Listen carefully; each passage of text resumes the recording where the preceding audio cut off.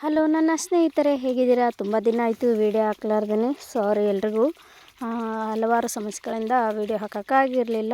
ನಾನು ಇವತ್ತಿನ ವಿಷಯ ಬಂದು, ನಾವು ಯಾರನ್ನು ನಂಬಬೇಕು, ಯಾರನ್ನು ಬಿಡಬೇಕು, ಜೀವನದಲ್ಲಿ ನಾವು ಯಾರು ಒಳ್ಳೆಯವರು, ಯಾರು ಕೆಟ್ಟವರು, ಒಳ್ಳೆಯವರು ಯಾರು, ಅದನ್ನು ಹೇಗೆ ತಿಳ್ಕೊಳೋದು, ತುಂಬಾ ಆಲೋಚನೆಗಳು ಬರ್ತಾಯಿರ್ತವೆ. ಎಲ್ರಿಗೂ ಬರುವಂತಹ ಸಹಜವಾದ ಕೆಲವೊಂದು ವಿಚಾರಕ್ಕೆ ಯಾರಾದರೂ ಹೊಸಬ್ರನ್ನ ನೋಡಿದ್ರಾಯಿತು, ಅಥವಾ ನಮ್ಮ ಫ್ಯಾಮಿಲಿಯಲ್ಲೇ ನಮ್ಮವ್ರನ್ನ ಯಾವ ರೀತಿ ನಾವು ನಂಬೋದು, ನಾವು ಅವ್ರನ್ನ ಯಾವ ರೀತಿ ನಾವು ನಂಬಬೇಕು, ಬಿಡಬೇಕು ಅಂತಲೇ ಗೊತ್ತಾಗಲ್ಲ. ಕೆಲವೊಂದು ಸತಿ ಅವರು ನಡ್ಕೊಳ್ಳೋವಂಥ ವಿಚಾರದಲ್ಲಿ, ಅಥವಾ ಒಳ್ಳೆಯವರ ಕೆಟ್ಟವರ, ಅಥವಾ ಇವ್ರು ಹೇಗೆ ತಿಳ್ಕೊಳೋದು, ನಾವು ಏನಾದರೂ ತಪ್ಪು ಮಾಡ್ತಾಯಿದ್ದೀವ, ಇವ್ರನ್ನ ನಂಬಿಟ್ರೆ ಏನಾದರೂ ತಪ್ಪಾಗಿಬಿಡುತ್ತಾ, ತುಂಬ ಆಲೋಚನೆಗಳನ್ನು ಕೆಲವರೆಲ್ಲರೂ ಇಟ್ಕೊಂಡಿರ್ತಾರೆ. ಎಲ್ಲರ ಮನಸ್ಸಲ್ಲೂ ಬರುವಂತಹ ಸಹಜವಾದ ನಂಬಿಕೆಗಳು ಮತ್ತು ಆಲೋಚನೆಗಳು. ನಂಬಿಕೆ ಅನ್ನೋದಕ್ಕಿಂತ ಅವ್ರನ್ನ ಹೇಗೆ ನಂಬಬೇಕು ಅಂತಲೇ ಗೊತ್ತಾಗಲ್ಲ. ಕೆಲವೊಂದು ಸತಿ ನಾವು ಒಳ್ಳೇದು ಮಾಡ್ತಾಯಿದ್ದೀವ, ಕೆಟ್ಟದ್ದು ಮಾಡ್ತಾಯಿದ್ದೀವ, ಇವರು ಒಳ್ಳೆಯವರ ಕೆಟ್ಟವರ, ಕೆಲವೊಂದು ವಿಚಾರದಲ್ಲಿ ತುಂಬಾ ಯೋಚನೆ ಮಾಡ್ತಾ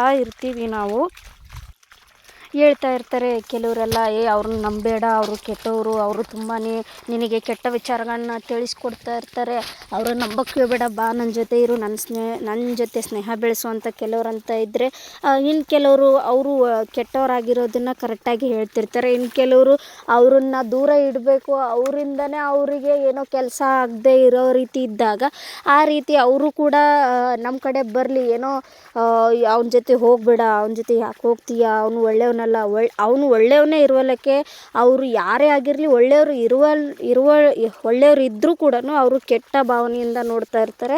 ಅಂಥವರು ಇರ್ತಾರೆ, ಇಂಥವರು ಇರ್ತಾರೆ. ಆದರೆ ನೀವು ನಿಮ್ಮ ಮನಸ್ಸಿನ ಮಾತನ್ನು ನೀವು ಕೇಳಬೇಕು. ಅವರನ್ನು ವಿಚಾರ ಮಾಡಿ, ಅವರು ಯಾವ ರೀತಿ ನಡ್ಕೊಳ್ತಾ ಇದ್ದಾರೆ, ಯಾವ ರೀತಿ ಅವರು ನಮ್ಮ ಜೊತೆ ಇರ್ತಾರೆ, ಸ್ನೇಹದಿಂದ ಆಗಿರ್ಬೋದು, ಪ್ರೀತಿಯಿಂದ ಆಗಿರ್ಬೋದು, ಅವರು ನಮ್ಮ ಜೊತೆ ಹೇಗಿರ್ತಾರೆ ಅನ್ನೋದ್ರ ಮೇಲೆ ಡಿಪೆಂಡಾಗಿ ಅವ್ರನ್ನ ನೀವು ನಂಬಬೇಕಾಗುತ್ತೆ.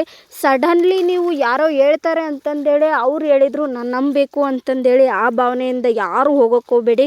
ನಿಮ್ಮ ಮನಸ್ಸಿನ ಮಾತನ್ನು, ಅವರ ನಡವಳಿಕೆ ವಿಚಾರಗಳನ್ನು ತಿಳಿದುಕೊಂಡು, ಅವರ ಭಾವನೆಗಳನ್ನು, ಅವ್ರ ಜೊತೆ ಒಂದಿನ ಇರಿ, 2 ದಿನ ಇರಿ, ನೋಡಿ ಅವರು ಹೇಗಿರುತ್ತೆ, ಸ್ನೇಹದಿಂದ ಆಯಿತು, ಏನೋ ಒಂದು ಒಳ್ಳೆಯ ವಿಚಾರದಿಂದ ಇರಿ. ಅವ್ರು ಏನಾದರೂ ನಿಮ್ಮ ಜೊತೆ ಕೆಟ್ಟ ಭಾವ ಬೀರ್ತಾ ಇದ್ದರೆ, ಕೆಟ್ಟದ್ದೇನಾದರೂ ತಿಳಿಸ್ತಾ ಇದ್ದರೆ, ಅವರಿಂದ ನೀವು ದೂರ ಇರೋದು ಒಳ್ಳೆಯದು. ಯಾಕಂದರೆ ಮುಂದೆ ಆಗುವಂಥ ಪ್ರಾಬ್ಲಮ್ಗಳಿಗೆ ನೀವೇ ಕಾರಣ ಆಗಿಬಿಡ್ತೀರಿ ಆವಾಗ.